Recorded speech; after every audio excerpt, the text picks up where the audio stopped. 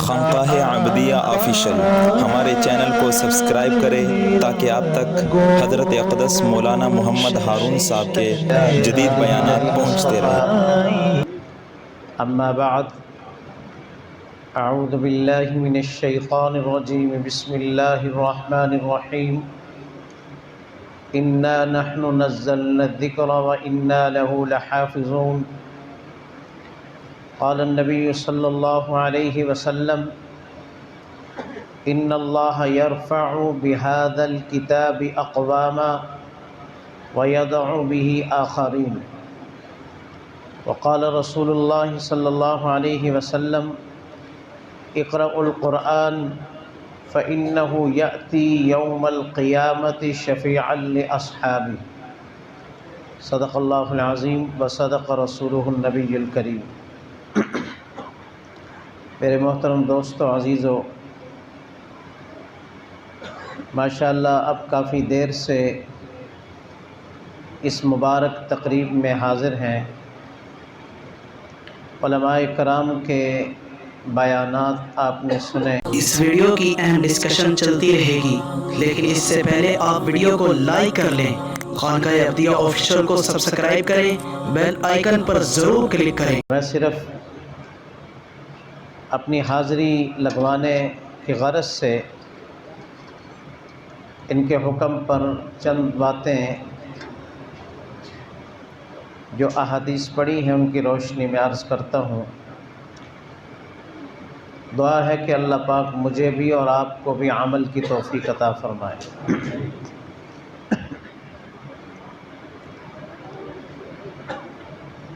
قرآن پاک کی نسبت سے یہ مجلس ہے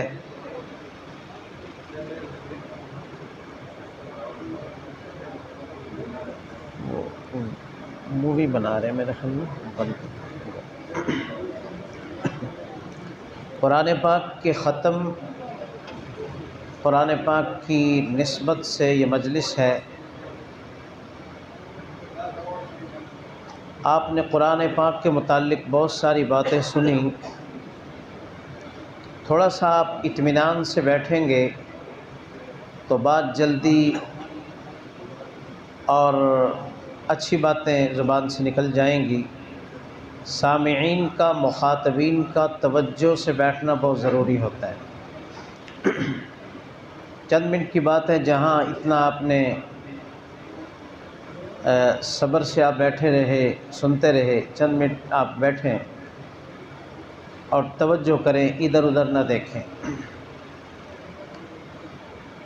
کیونکہ جو واعظ کرنے والا ہوتا ہے نا، یہ ہمیشہ یاد رکھیں، اس کی طرف آپ جتنی توجہ سے بیٹھیں گے اللہ پاک اس کے ذہن میں، اس کے قلب میں اچھی اچھی باتیں جو ہماری ہدایت کی باتیں ہوں گی اللہ ان کی زبان پر لے آئیں گے۔ تو اس لیے آپ چند منٹ بیٹھیں، چند منٹ کی بات ہے، اطمینان سے تشریف رکھیے۔ میں نے ایک آیت تلاوت کی اور دو حدیثیں آپ کے سامنے پیش کی ہیں۔ ایک حدیث پاک کا مفہوم یہ ہے کہ اللہ پاک اس قوم کو، اللہ پاک اس کتاب کے ذریعے یعنی قرآن کریم کے واسطے سے اور اس کے ذریعے سے بہت ساری قوموں کو عزت عطا کرتے ہیں اور بہت ساری قوموں کو اسی قرآن کے ذریعے ذلیل و رسوا کرتے ہیں۔ اب کیا معنی ہے؟ ایک یہ قرآن، بہت سارے لوگ اس کی وجہ سے عزت پا رہے ہیں اور بہت سارے لوگ ذلیل و خوار ہو رہے ہیں۔ صحابہ کرام اس کی سب سے پہلی روشن مثال تھے۔ انہوں نے قرآن پاک کو سینے سے لگایا، قرآن پاک کو تھاما، اس کے حلال کو حلال سمجھا، اس کے حرام کو حرام گردانا۔ اللہ پاک نے پوری دنیا کی قوموں پر ان کو عروج اور ترقی اور کامیابی عطا کی۔ صحابہ کی مثالیں تو بہت اچھی چیز ہے۔ اب ماضی، اب اپنے ہمسایہ ملک کو دیکھ لیں، اپنے ہمسایہ ملک کو دیکھ لیں جو آپ کے بالکل قریب واقع ہے۔ کہ انہوں نے قرآن پاک کے صرف ایک حکم قتال والے حکم پر عمل کیا ہے، کیسے اللہ پاک نے ان کے دشمنوں کو جو طاقت میں، مادیت میں، افرادی قوت میں کتنے زیادہ تھے، اللہ پاک نے کتنی عجیب فتح عطا فرمائی ہے۔ میرے محترم دوستو، جو قرآن پاک کو تھام لیتا ہے، جو قوم قرآن پاک کو تھام لے، مضبوطی سے پکڑ لے، یا کوئی فرد قرآن پاک سے لو لگا لے، قرآن پاک کو سینے سے لگائے، یعنی قرآن پر عمل کرے، اسے پڑھے بھی صحیح اور اس پر عمل کرنے کی کوشش کرے، اللہ پاک اس شخص کو، اس فرد کو یا اس قوم کو معاشرے میں عزت عطا کرتے ہیں، کامیابی عطا کرتے ہیں۔ نبی پاک صلی اللہ علیہ وسلم نے یہ ایسے ہی نہیں فرما دیا کہ ان اللہ یرفع بہذا الکتاب اقواما، اللہ اس کتاب کے ذریعے یعنی قرآن پاک کے ذریعے بہت ساری قوموں کو بلند کرتے ہیں، وَيَضَعُ بِهِ آخرین، اور بہت سارے لوگوں کو اللہ ذلیل و خوار کرتے ہیں۔ تو آپ دیکھ رہے ہیں ان چند لوگوں کو چھوڑ کر جو مسلمانوں کی ذلت اور خواری کا عالم ہے، 55 اسلامی ملک ہیں اس وقت، 55 اسلامی ملک۔ قرآن پاک کو انہوں نے دور کیا تو دیکھ لو ذلت کا یہ عالم ہے کہ 55 اسلامی سلطنتیں موجود ہیں، اس کے باوجود مسلمان ہر جگہ ذلیل ہو رہے ہیں۔ کوئی عیسائی یہودی مر جائے، قتل ہو جائے، پوری دنیا میں شور مچتا ہے۔ مسلمانوں کا خون اتنا سستا ہے کہ ہزاروں مسلمانوں کا خون بہایا جا رہا ہے، کوئی پوچھنے والا نہیں، کوئی جو ہے فریاد رسی کرنے والا نہیں، کوئی ان کی مدد کرنے والا نہیں، کوئی ان کو پوچھنے والا نہیں۔ کیوں؟ خود ذلیل ہو رہے ہیں، کیونکہ نبی پاک صلی اللہ علیہ وسلم نے 1400 سال قبل یہ اعلان کر دیا وَيَضَعُ بِهِ آخرین، اس قرآن کے ذریعے اللہ بہت سارے لوگوں کو ذلیل و خوار کریں گے۔ یہ ہمارے بارے میں فرمایا، اس امت کے بارے میں فرمایا۔ یہودی، عیسائی، ہندو، مشرک، بدھ مت جو غیر مسلم ہے، اس کا تو اس سے تعلق ہی نہیں ہے قرآن پاک سے، انہوں نے تو اس کو مانا ہی نہیں ہے۔ جنہوں نے اس کو اللہ کی کتاب مانا ہے، پھر اس پر عمل نہیں کرتے، اس کے حلال کو حلال نہیں سمجھتے، اس کے حرام کو حرام نہیں سمجھتے، ان کے ساتھ یہ معاملہ ہے۔ اگر وہ اس پہ عمل کریں گے اللہ عزت عطا فرمائیں گے، اگر اس کو چھوڑیں گے تو اللہ ذلیل و خوار کر دیں گے۔ ان لوگوں کو بھی دیکھ لیں جنہوں نے قرآن کے صرف ایک اس حکم پر عمل کیا، قتال والے حکم پہ عمل کیا، اللہ نے کیسے عزتوں سے نوازا ہے کہ اتنے بڑے طاقتور دشمن کو مذاکرات کی میز پر سامنے بٹھا دیا ہے۔ اور باقی جو ہمارا مسلمانوں کا حال ہے آپ کے سامنے، ہمارا حال آپ کے سامنے ہے کہ ہم پر کیا گزر رہی ہے۔ اس لیے تو کسی شاعر نے کہا ہے، وہ معزز تھے زمانہ میں عامل قرآن ہو کر، ہم ذلیل و خوار ہوئے ہیں تارک قرآن ہو کر۔ اللہ پاک نے ہمارے اسلاف کو جو عزت دی تھی قرآن کی وجہ سے دی تھی، اگر آج مسلمان ذلیل ہو رہا ہے قرآن چھوڑنے کی وجہ سے ذلیل ہو رہا ہے۔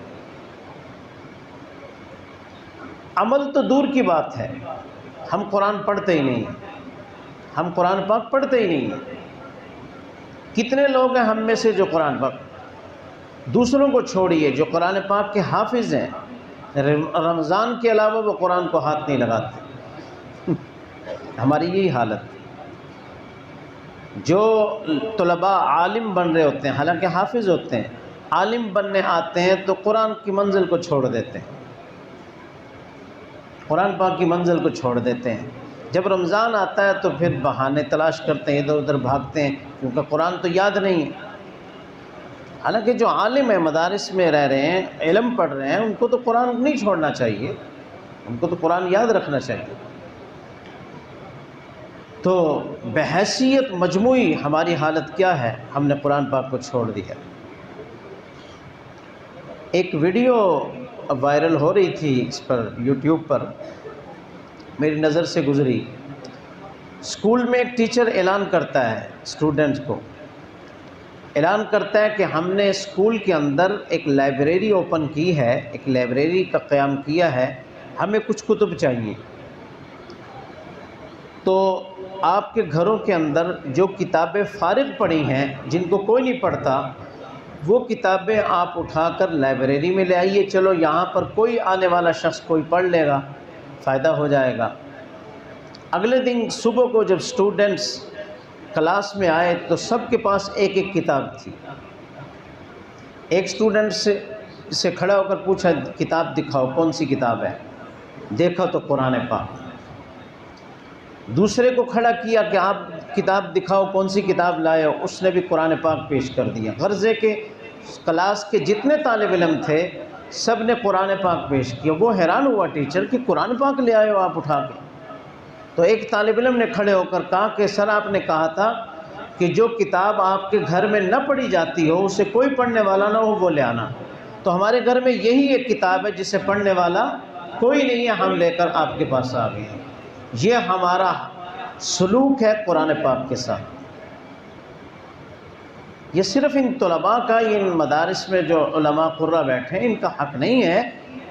اگر یہ قرآن کو چھوڑیں، ان کا جرم نہیں، اس جرم میں سارے کے سارے ہم شریک ہیں، پوری امت شریک ہے اس جرم میں۔ ہاں، عرب کو دیکھا ہے، اہل عرب کو، وہ قرآن پڑھتے ہیں، ظاہری آداب کا اتنا خیال نہیں رکھتے اہل عرب۔ الحمدللہ ہمارے ہاں یہ ہے کہ قرآن پاک کا ادب بہت ہے، ظاہری ادب بہت ہے، لیکن پڑھنا ہم نے نہیں ہے قرآن پاک۔ وہ اہل عرب قرآن پاک کے ظاہری آداب کا اتنا خیال نہیں رکھتے، لیکن قرآن پاک پڑھتے کثرت سے ہیں۔ کمال یہ ہے، کمال یہ ہوگا کہ قرآن پاک کا ادب بھی کریں، احترام بھی کریں، اور اس سے پڑھیں بھی صحیح۔ ٹھیک ہے؟ قرآن کا پہلا حق ہے قرآن کو اللہ کی کتاب ماننا۔ یہ کیا ہے؟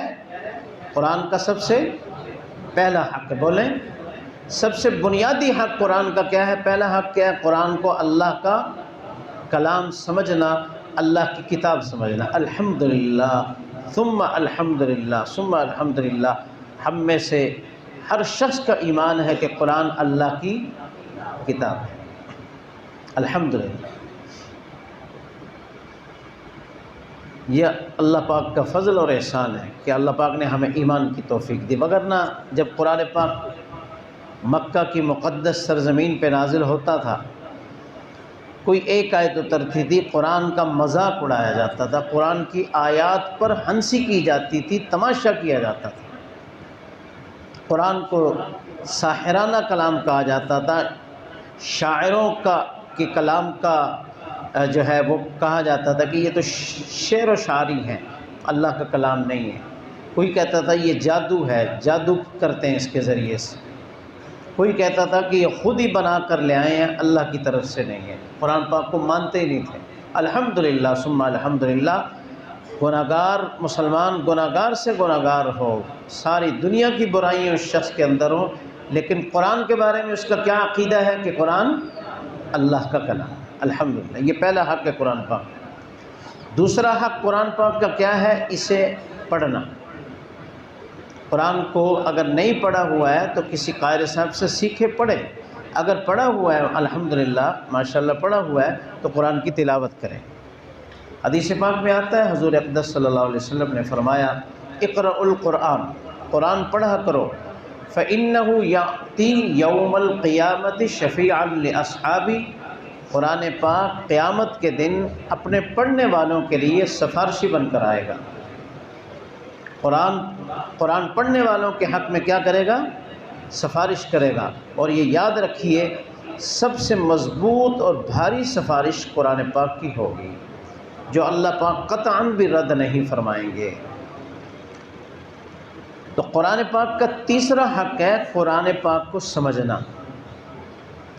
اگر آپ کسی کے پاس وقت نہیں ہے، ویسے تو کوشش کریں خود سمجھنے سے مراد ہے کسی عالم کے پاس بیٹھ کر قرآن پاک کا درس سنیں، قرآن ترجمے سے پڑھیں، ٹھیک ہے؟ نہیں تو کم از کم اپنے بچوں کو وقف کریں قرآن پاک پڑھنے کے لیے، سمجھنے کے لیے، وہ آپ کو پورے خاندان کو قرآن آ کر سمجھائے۔